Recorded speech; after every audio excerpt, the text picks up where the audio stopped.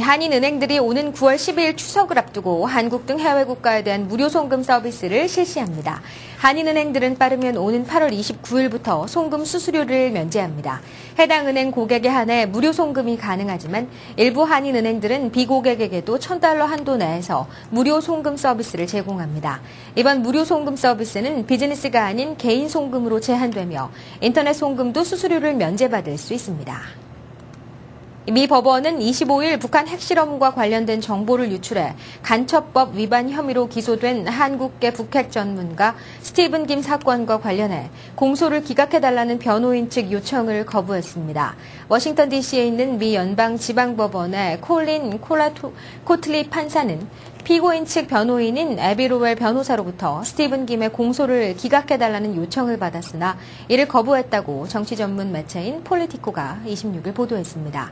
스티븐 김 미 국립핵연구소인 로런스 리브모어의 연구원으로서 국무부 분석관으로 파견 근무하던 지난해 6월 폭스뉴스의 제임스 로젠 기자를 만나 북한 핵실험 가능성에 대한 정보를 제공한 혐의 및 로젠 기자와의 접촉 사실에 대해 거짓말을 한 혐의로 작년 8월 말 기소돼 재판을 받아왔습니다. 로웰 변호사는 이 재판에서 스티븐 김에게 적용된 반역 혐의는 헌법상 2명의 목격자 증언이 있어야만 기소될 수 있는 것이며 유형의 서류가 아닌 무형의 기밀 정보의 전달은 간첩법 위반 혐의로 볼 수 없다며 공소 기각을 요청했습니다. 미국의 2분기 국내 총생산 성장률이 1.0%에 불과한 것으로 나타났다고 미 상무부가 26일 발표했습니다.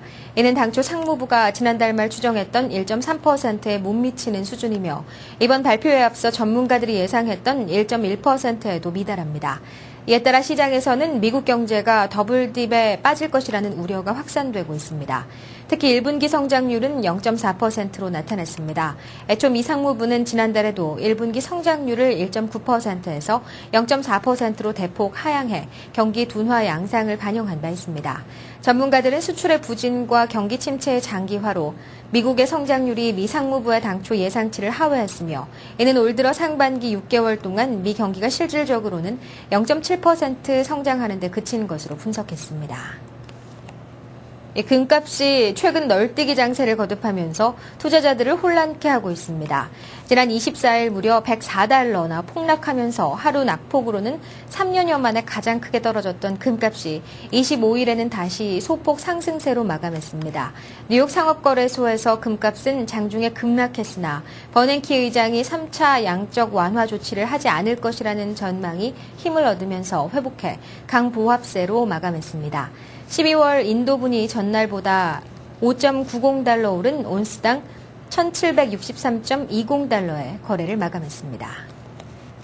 8월 소비자 심리지수가 정치권에 대한 신뢰 상실로 7월보다 떨어졌습니다. 톰슨 로이터 미시간대는 8월의 소비자 심리지수 확정치가 55.7로 전월에 65.7에서 하락했다고 26일 발표했습니다. 이는 지난 1980년 4월과 5월, 2008년 11월을 제외하고는 역대 가장 낮은 수치입니다. 또 이달 초에 발표된 잠정치 54.9보다는 개선된 것이지만 시장 전문가들의 전망치에는 못 미치는 것입니다. 경기 침체가 본격화된 2007년 12월 이전 5년간의 소비자 심리지수 평균치는 89였습니다.